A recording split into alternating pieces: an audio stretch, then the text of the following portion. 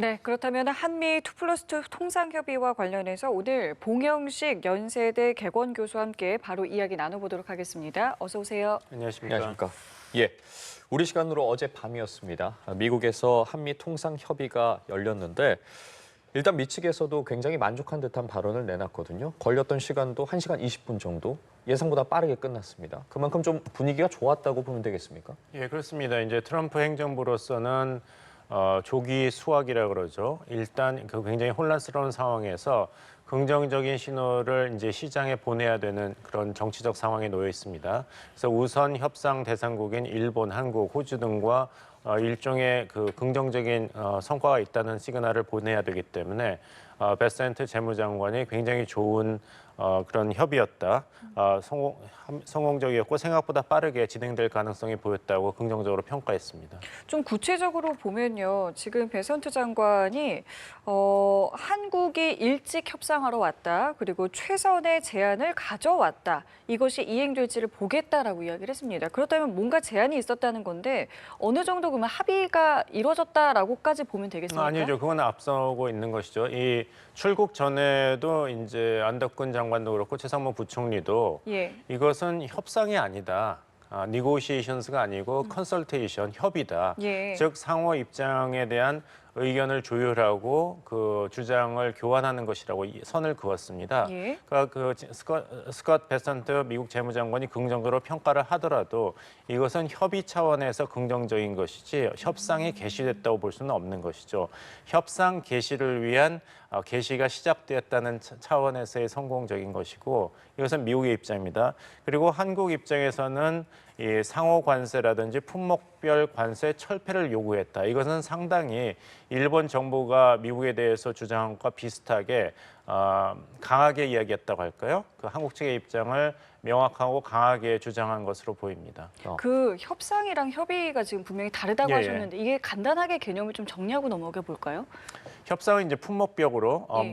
어떤 품목에 대해서 어떤 식으로 무역 그 협정을 체결할 것인가, 변경을 시킬 것인가 하는 게 있기 때문에 이것이 이제 행정부에서 그냥 결정할 수 있는 권한이 없습니다.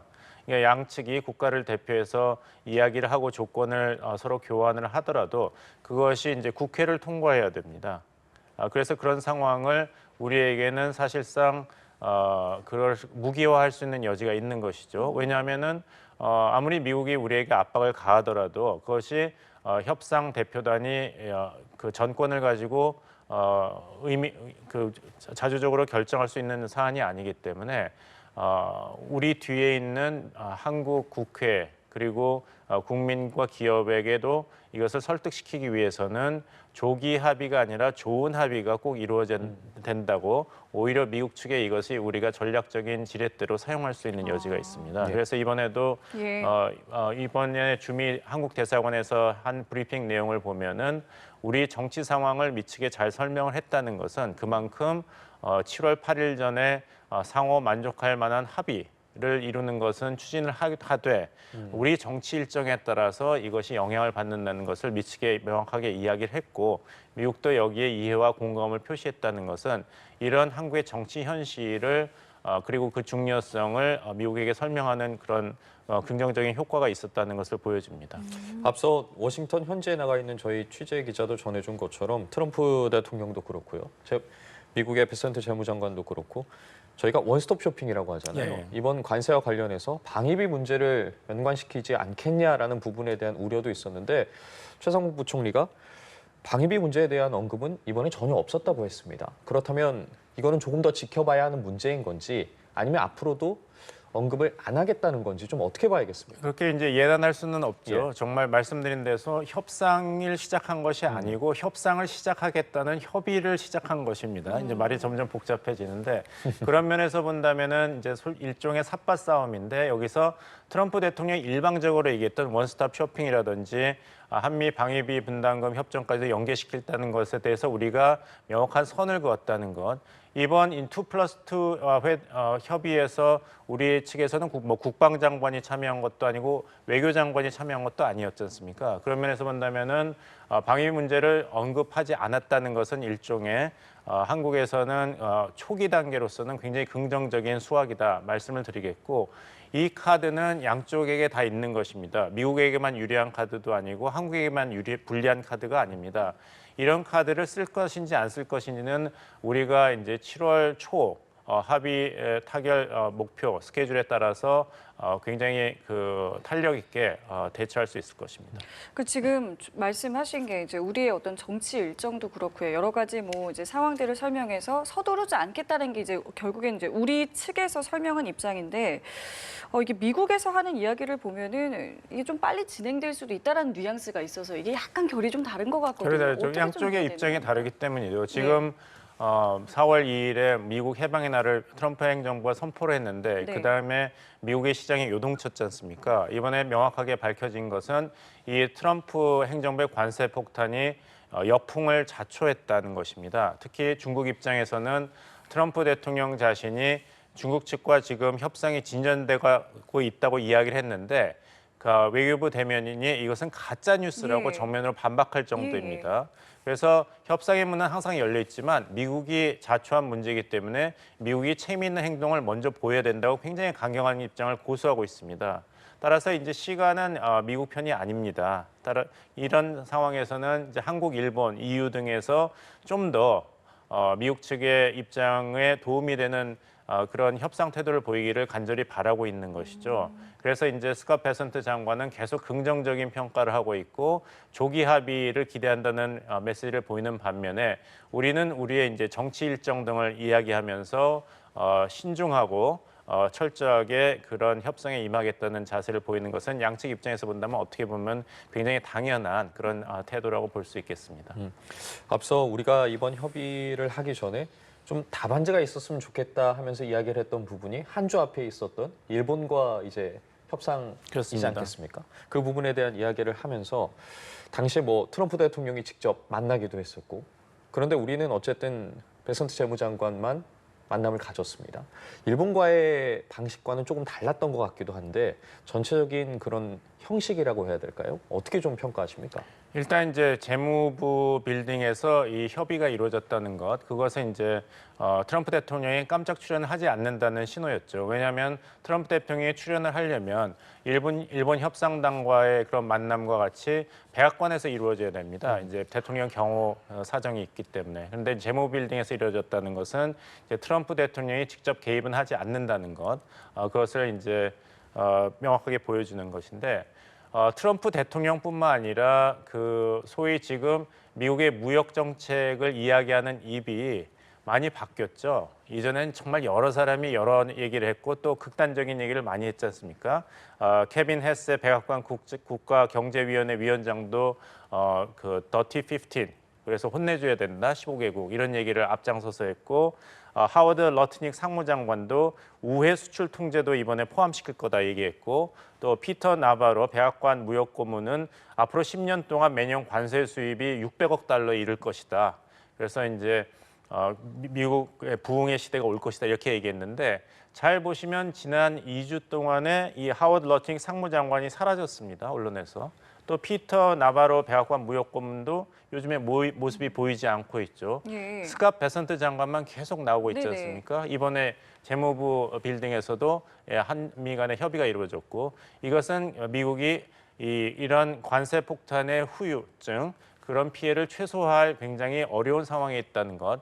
그래서 이것을 해결할 수 있는 해결사로서 스캇 베센트 재무장관에게 지금 모든 힘을 트럼프 대통령이 몰아주고 있다. 문제 해결을 바라고 있다는 신호로 받아들여야 될 것입니다.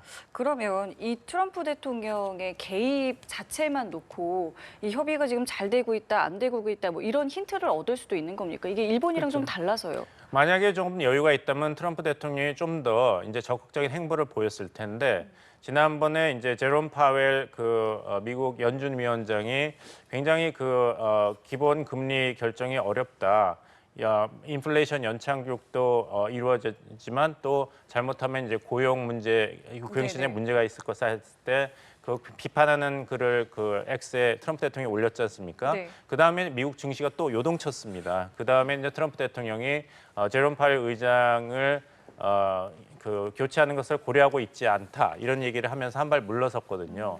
그래서 이제 트럼프 대통령의 입장에서는 본인의 여러 가지 정치적 야심이라든지 이익 계산도 있겠습니다만 지금 상황에서는 한국, 일본, 인도 등 이런 미국과의 무역 협력 국가의 긍정적인 그런 협상을 계속 유지하는 것이 무엇보다 중요하기 때문에 한 발 물러서는 모습을 보이고 있습니다. 이 정치 지도자가 그 위기를 만났을 때는 대개 세 가지 중에 한 가지 선택을 하죠.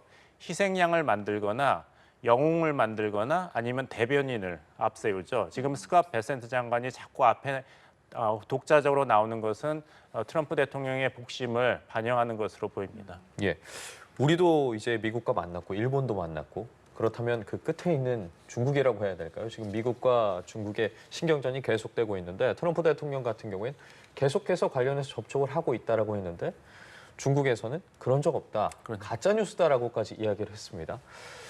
일각의 보도에서는 물밑에서 이미 접촉은 진행되고 있다라는 이야기도 있고요. 좀 어떻게 바라봐야겠습니까?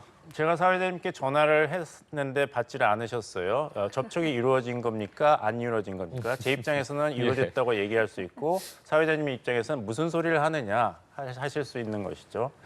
그렇지만 중국이 의연하게 대처하는 것은 굉장히 오랜 기간 준비했기 때문입니다. 두 번째로는 트럼프 행정부의 실수는 일기 때 구사했던 대중국 견제 전략을 이번에도 똑같은 방식으로 강도를 높여서 했기 때문에 중국에게는 이것이 통하지 않는 것이죠. 중국이 일기에서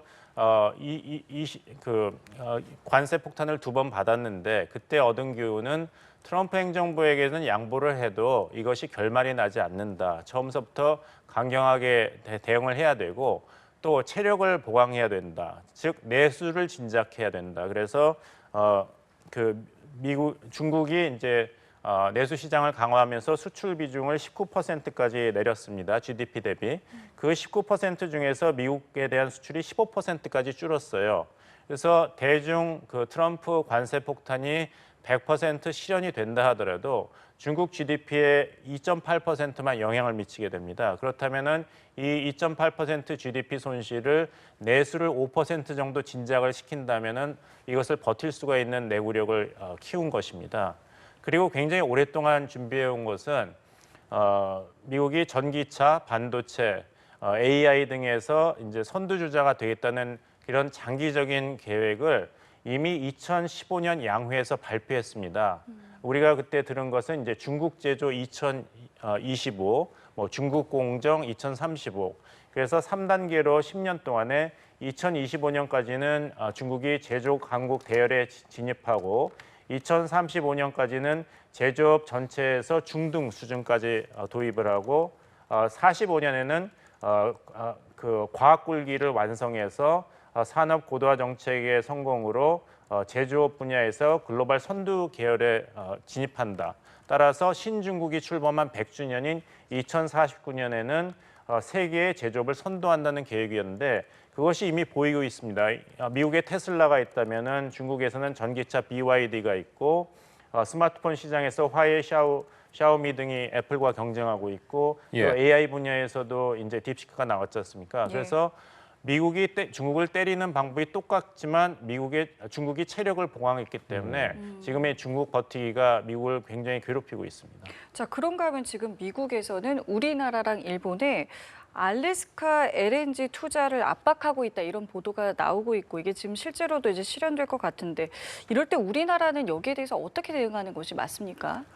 정부가 이것은 시장과 기업의 판단에 맡기는 것이 맞겠죠. 왜냐하면 이게 트럼프 대통령은 개인적으로 굉장히 관심이 있는 소위 업적 차원에서 추진하는 그런 장기적인 계획이지만 사업 입장에서는 여러 가지 리스크가 있습니다. 5년에서 7년 정도는 투자와 개발이 필요하기 때문에 이것을 한국 정부가 기업의 어떤 방향성을 압박하는 것보다는 기업의 이런 수익성 그리고 사업의 성공 확률을 계산해서 판단하게 놔두는 것이 더 중요하지 않을까 생각합니다. 왜냐하면은 미국 기업과 의회가 어떻게 움직이는지 아직 명확한 조짐이 보이지 않고 있습니다. 그리고 앞으로 그 LNG 가스에 대한 국제 시장의 수요에 대해서도 여러 가지 엇갈리는 평가가 나오고 있거든요. 그러니까 BP라든지 JP 모건이 나오는 거랑 쉘이 평가하는 것이 다르기 때문에 이렇게 미국에서도 입장과 정책 방향성이 결정이 안 돼 있는데 우리가 너무 앞장서서 트럼프 백악관에게 긍정적인 신호를 보여줄 것은 없다 이렇게 말씀드리고 대신에 이제 미국이 계속 주장하고 있는 한국의 대미 무역 흑자 문제를 어떻게 해결할 것인가 두 가지가 있겠죠. 세 가지가 있는데 수출을 줄이면 되겠지만 그것은 저희 옵션이 아니죠.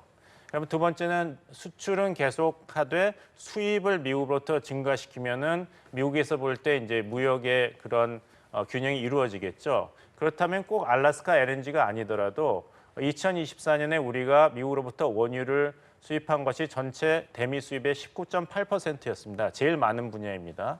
그다음에 LPG도 6.2%였고 천연가스가 4.3%였기 때문에 이렇게 어차피 미국으로에서부터 수입하는 원료를 증가시킨다면은 미국 측에서도 긍정적으로 평가할 수 있는 무역 수지 개선이 이루어질 텐데 마지막 세 번째 카드는 우리 원화 환율을 절상하는 것입니다. 하지만 그렇게 된다면 어떻게 되겠습니까? 가뜩이나 어려운 우리 수출이 더 위축이 되겠죠.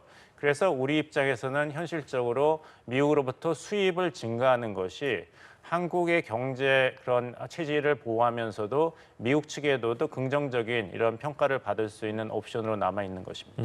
말씀해 주신 그 세 번째 환율과 관련해서요. 이번 협의에서도 환율과 관련한 이야기가 나왔고 별도로 좀 논의를 하기로 했습니다.